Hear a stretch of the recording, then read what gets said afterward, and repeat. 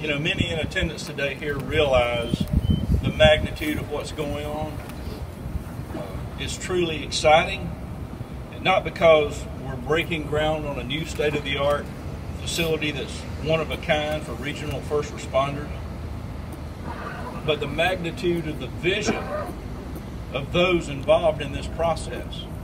Over the last 2 years, the vision of these stakeholders and the extent of what we all embrace with regard to true community involvement. Today we place Spade to earth, and we begin a new journey that will forever bind local, state, and federal law enforcement and public safety first responders together, creating a fellowship unlike anything that I've ever seen in my 34 years of law enforcement service. It's definitely a milestone for Dothan, Alabama. I'm starting my 39th year, and I have been fortunate to travel the country to facilities that may be close to this once it's completed. You only dream, you only see it on TV, where you see these monster-type departments that have all the good stuff that they can offer. Well, you know what? Now we're going to be on the map. We're going to have one of the best facilities and the most modern facility for all public safety and emergency service. I think the city of Dothan, Houston County is proud to say that we'll have our own facility, and it'll be a state-of-the-art, and there'll be other people looking at our facility now wanting to come. And you couldn't offer anything better than having Dothan, Alabama. It's an honor to be here today, as Mark said, on such a great occasion. I do want to recognize a couple more people. I saw we had DA Pat Jones who showed up. Thank you, Pat, for taking time to be out today. It is a great day. The community has come together, and I don't use that term community lightly. This is not a Dothan facility by itself. This is a facility that will serve our community. And what is a community? It's an entire group of people that come together for the good of all.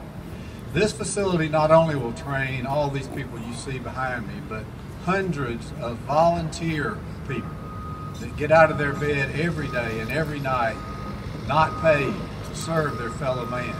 Wow, this is a great day.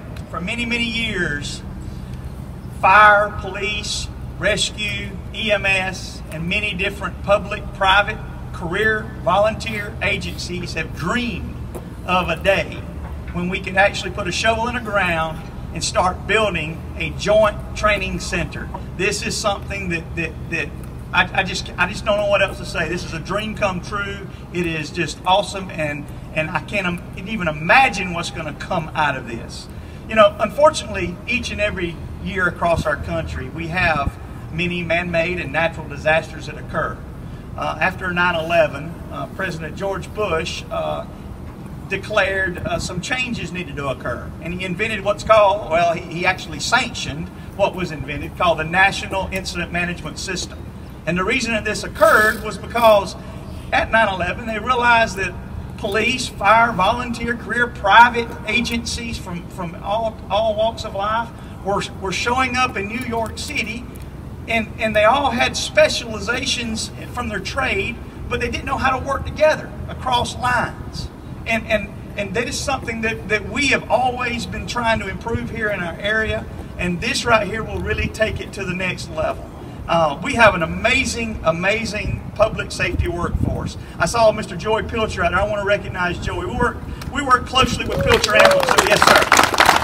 We work closely with Pilcher Ambulance Service each and every day, responding in the city and throughout the Wiregrass community. We already have a joint team working, but one of the dreams that we've had is that we can do more and more training together.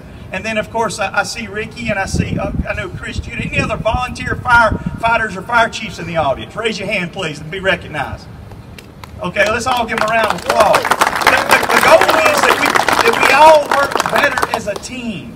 And that's what the public expects of us. And this facility is going to allow that to occur. I can't be more happy of the men and women behind us, and all of us, but I'm a little biased right now. This is our guys and girls that work for your Dothan Fire Department. They do an amazing job each and every day.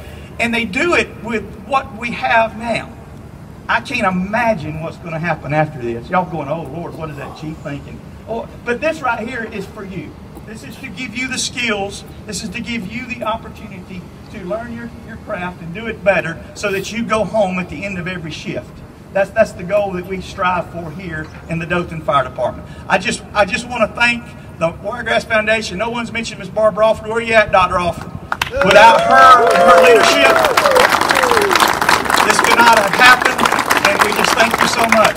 And I want to say one more thing real quick. I have to do this. 20 years ago, me and Captain John Gibbons was in a room in the Communication Center dreaming of an idea of a joint public training center.